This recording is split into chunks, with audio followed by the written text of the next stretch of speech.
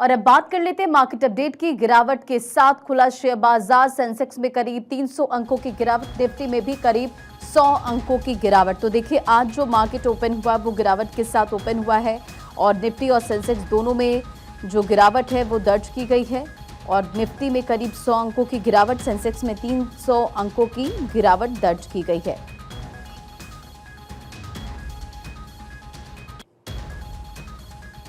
Market expert आकाश जिंदल हमारे साथ connect हो गए हैं। सर, आज का मार्केट क्या कुछ अपडेट है, क्या इसे लेकर आप जानकारी देंगे, क्योंकि शेयर बाजार की जो शुरुआत हुई है वो गिरावट के साथ।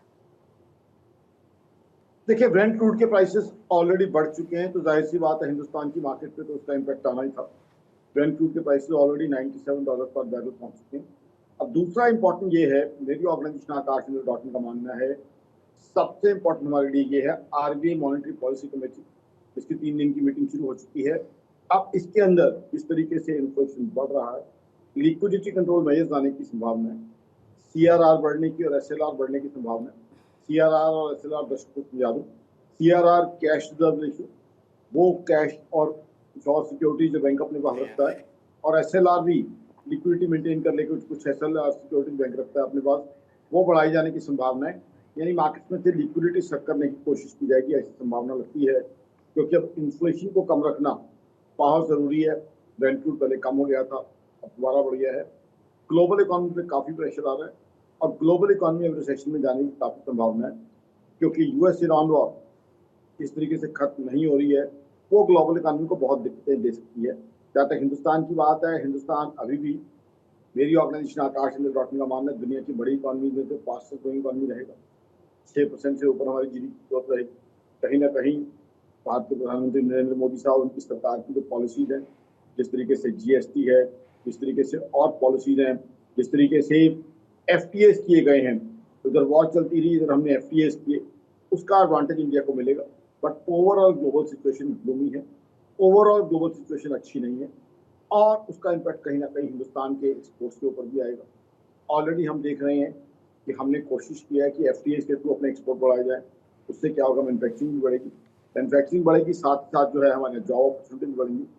आईएमएफ के ऊपर हिंदुस्तान काफी काम कर रहा है, ताकि आईएमएफ कॉरिडोर के थ्रू जो है, चाहे गैस पाइपलाइन हो, चाहे सी कनेक्टिविटी हो, या और जो रूट्स हैं उसके थ्रू जो बनने वाले हैं, उसका हिंदुस्तान को फायदा हो, ताकि स्टेट ऑफ हॉर्मुज पे हमारी डिपेंडेंस कम हो। बट शॉर्ट टर्म में तो स्टेट ऑफ हॉर्मुज हमारे लिए बहुत रेलिवेंट है। तो आई थिंक ग्लोबल इकोनॉमी के सब लोगों को आज की तारीख में सबसे ज्यादा फोकस रखना होगा कि स्टेट ऑफ हॉर्मुज खुल पाता है, नहीं खुल पाता, यूएस ईरान में बात बन पाती है कि नहीं। इजराइल की जो अप्रोच है वो कुछ अलग हो गई है, यूएस से हटके हो गई है, उसका इम्पैक्ट भी आएगा। तो कहीं ना कहीं ग्लोबल इकोनॉमी इस समय कैश टेम्परेचर सिचुएशन में है और ग्लोबल इकोनॉमी को इसका काफी नुकसान होगा। मेरी ऑर्गेनाइजेशन आकाश का मानना है कि ग्लोबल इकोनॉमी कम से कम 1.5 साल लगेगा दोबारा से उस ग्रोथ पे आने के लिए जो ग्लोबल इकोनॉमी ने अभी लूज करती है। बाकी जो है, अब सारा डिपेंड करता है कि क्या यूएस और ईरान हॉर्मुज को खोलने के विचार पे एक साथ आते हैं, मिलते हैं। अब जिस तरह की ईरान से स्टेटमेंट आ रही है, इजराइल की एक्टिविटीज देखते हुए वो चीजें कहीं ना कहीं घूमिल होती नजर आ रही हैं, और उसका ग्लोबल इकोनॉमी में काफी इम्पैक्ट पड़ता है। बिल्कुल, ना सिर्फ इकोनॉमी के बल्कि करेंसी के ऊपर काफी वॉलेटिलिटी और फ्लक्चुएशन आने की संभावना है, ठीक है। और ये चीज जो इम्पैक्ट करेगी। बाकी अभी जो है मॉनेटरी पॉलिसी मुझे नहीं लगता इंटरेस्ट रेट बढ़ाए जाएंगे, बट डेफिनेटली सीआरआर और एसएलआर बढ़ने की संभावना। बहुत बहुत शुक्रिया आकाश जी, हमारे साथ जुड़ने के लिए, तमाम जानकारियों को साझा करने के लिए।